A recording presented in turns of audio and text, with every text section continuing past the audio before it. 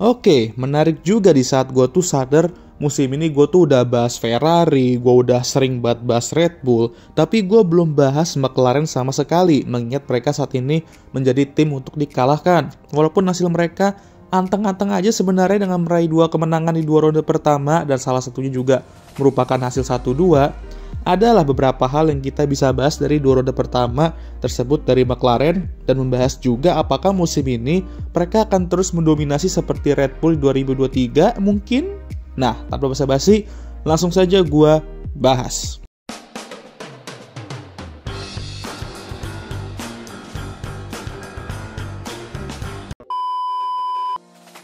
Oke, seperti yang gue bilang, kita akan bahas 2 balapan pertama dulu. Dan kita bahas dari Australian Grand Prix. Kedua pembalap benar-benar sedekat itu di qualifying, dengan Lando meraih pole disusul oleh tuan rumah Oscar Piastri. Di balapan yang hujan, setelah sempat kena salip oleh Max saat start, Oscar kembali menyalipnya di mana dia memanfaatkan kesalahan Max dan berada dekat dengan Lando di pertengahan balapan, menunjukkan pace yang luar biasa di kondisi tricky. Kedua pembalap dibolehin balapan namun tetap fair. Ya, pepaya rules ya. Namun ketika mereka berdua menghadapi traffic blue flag, mereka meminta Oscar untuk hold position sementara agar mereka bisa menyingkirkan traffic dulu dengan aman. Nah, fans pada mulai ini ramai di sosmed, padahal menurut gue ini wajar-wajar aja kok. Masih balapan pertama, mereka 1-2 di kondisi tricky yang dimana satu kesalahan bisa berujung fatal ya kan? Ya, pelan-pelan aja dulu lah di situasi itu. Lagi pula jarak mereka ke Max saat itu juga 10 detikan lebih. Jadi gue setuju kalau mereka sedikit konservatif di sini dan menerapkan strategi hold position itu di situasi tersebut. Sayang aja ketika mereka sudah nge-clear traffic itu, Oscar sedikit hilang momentum dan kehilangan 2-3 detik dalam prosesnya.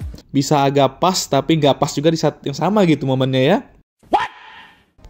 Lalu tibalah momen ice skating ini di mana Lando dan Oscar mereplika kejadian Ferrari 2001 di Sepang, dan sayangnya tuan rumah Oscar Piastri nge-beach mobilnya. Dan ya kalau ngebahas ini jujur gue masih nyesek asli ya, kayak sedikit mengingatkan gue sama Jerman Grand Prix 2018. Tapi yang gue benar-benar respect dari Oscar di sini, dia tetap tenang, perlahan-lahan cari cara untuk bebas dari mobil yang nge-beach itu, dan butuh 1 menit untuk dia bisa bebas, di mana grafik saat itu udah menunjukkan dia tuh udah out, jelas banget out, tapi tiba-tiba langsung balik lagi ke gap interval.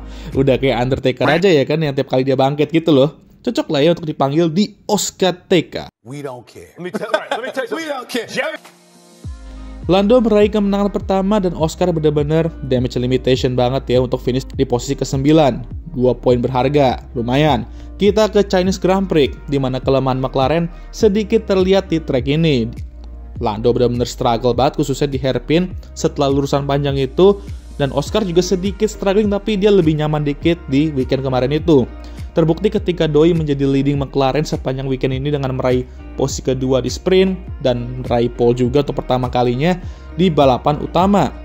Oscar mampu mengontrol balapan dengan baik. Lando yang start di posisi ketiga juga mampu menyalip George di start untuk naik ke posisi kedua.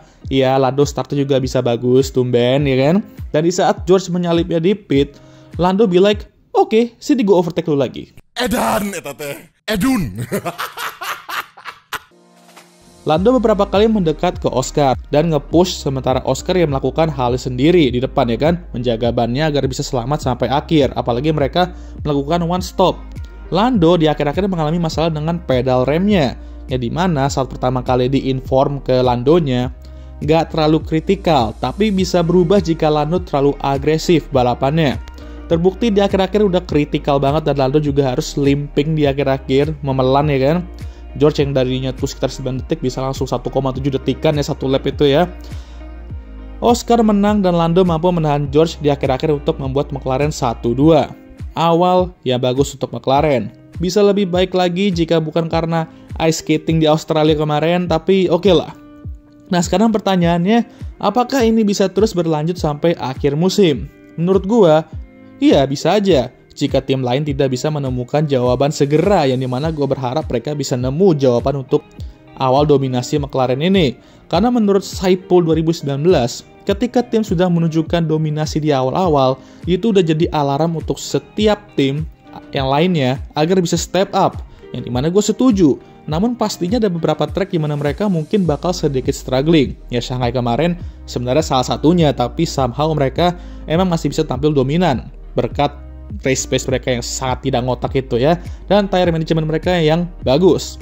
George Russell sendiri mengatakan kalau mereka bisa aja menang semua balapan musim ini, dan terakhir kali dia ngomong ini ialah di 2023, dan terbukti Red Bull saat itu yang dia prediksi bakal bisa menang semua balapan sedikit gagal ya, tapi bisa meraih 21 dari 22 balapan ya yang mereka menangkan.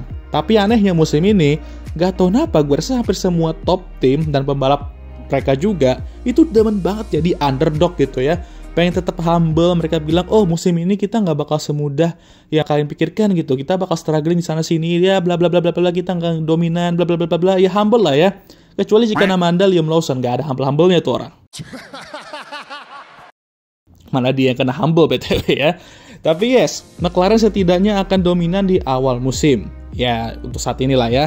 Tapi jika ada satu hal yang gue pelajari dari 2 musim terakhir, semua tuh bisa berubah dengan cepat. Yang tadinya dominan, bisa aja langsung melempem di pertengahan sampai akhir musim. Dan begitu juga sebaliknya. Maka dari itu gue nggak mau berani bilang kalau dominasi ini akan terus berlanjut sampai akhir musim. Tapi jika benar mendominasi sampai akhir musim, gue berharap kita bisa lihat showdown antara Lando dan Oscar setidaknya ya. Oke, gue mau sedikit jujur, gue sebenarnya agak kurang suka dan agak gimana gitu ketika 2 rekan tim bersaing untuk gelar Jurdun.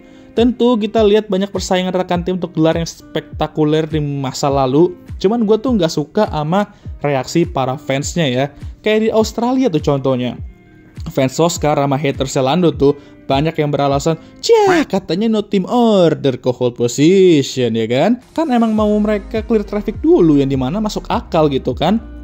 Di China kemarin, giliran fans Lando yang ngomong, kenapa sih tiap kali Lando mendekat ke Oscar mereka tuh was-was banget dan nyuruh dia konservatif, padahal ada masalah pedal rem. Dan dirty air di sana tuh benar-benar kacau banget ya, sepanjang weekend udah kelihatan sebenarnya, makanya pada susah nyalip. Lalu mereka counter, kan belum kritikal masalahnya, tapi Will Joseph ngomong kok seolah-olah biar Lando nggak attack Oscar. Kalian tuh siapa sih? Engineer bukan gitu ya? Lihat data dan sensornya nggak sih gitu kan? Kayak kesel lain sumpah. Oke lah, Will Joseph tuh yang belakang ini agak sedikit ngaco ketika ngasih info ke Lando dan lain-lain, dan intonasinya tuh juga sedikit ya. Tapi please lah, kalau Lando terus nge-push di situasi itu, DNF cenah. Jadi bener apa yang dibilang Will saat itu, lebih baik finish di posisi kedua daripada DNF. Soal intonasi atau apalah yang namanya itu ya, banyak engineer yang intonasi itu kadang juga nggak enak didengar saat tim radio.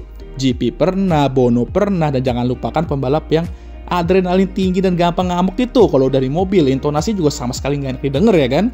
Gitulah ya kesannya, kayak mereka menang tuh ada aja kesalahan atau kekurangan yang fans tuh mau lebih tekankan dibandingkan kemenangannya sendiri, yang dimana nggak adil banget sih kata gue kan. Dan ketika 2 rekan tim itu berduel, pasti ada sedikit team order atau apapun itulah yang bikin jadi nggak seru kadang gitu. Tapi oke lah, balik lagi ke pembahasan, dan ini juga yang McLaren sebenarnya harus perhatikan musim ini. Yes, gue tahu mereka nggak mau pakai teori team order. Mereka mau kedua pembalap mereka tuh imbang dan tidak ada status nomor 1 dan 2. Tapi di saat mereka berdua di depan, 1-2 contohnya, mereka tuh juga harus punya rencana yang jelas saat start tuh mereka harus gimana, seberapa keras mereka bisa berduel, dan yang memastikan bahwa kedua pembalap tuh tidak melewati batas dan tidak berada dalam tensi yang tinggi. Karena musim lalu, banyak balapan yang dimana mereka tuh bisa aja menang, tapi ambiar karena Lando ngebotol saat start lah, strategi ambiar lah, dan kedua pembalap terlalu nafsu untuk saling mengalahkan, dan itu jadi bumerang banget. Mobil mereka sekarang emang dominan, tapi entahlah apa yang akan terjadi seterusnya. Kalau masih dominan pun, jika ada keretakan dalam strategi atau team order, ya pembalap dan tim lain bisa memanfaatkan hal ini seperti musim lalu. Kalau soal kesalahan, ya pembalap mereka pasti bakal buat kesalahan musim ini. Oscar udah kemarin di Australia dan Lando juga udah berapa kali di China. Dan ketika tim lain udah mengejar, ya expect hal ini bisa terus terjadi. Sehingga McLaren walaupun mobil mereka lagi dominan, posisi mereka juga lagi enak, ya mereka tetap nggak bisa bersantai, apalagi ini masih 2 balapan. Ingat teori Hamilton 2021, ini adalah maraton bukan sprint. Dalam maraton apapun bisa terjadi, dan dalam sprint cuman hal yang bisa dimenangkan Lewis sama Ferrari musim ini.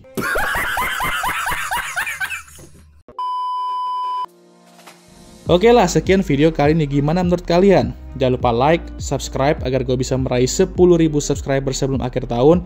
Dan share video ini agar kalian semua tahu. Dan share video ini dan jangan lupa juga untuk menyalakan lonceng notifikasi agar kalian semua tahu ketika gue ngupload video baru. Jangan lupa juga untuk follow Instagram gue. Oke, sudah lelah. Weekend lagi BTW ya guys ya. Asik, balapan siang lagi nih. Ya wes lah, seperti biasa videonya akan ditutup oleh I'm Emma Watson. Thank you for watching.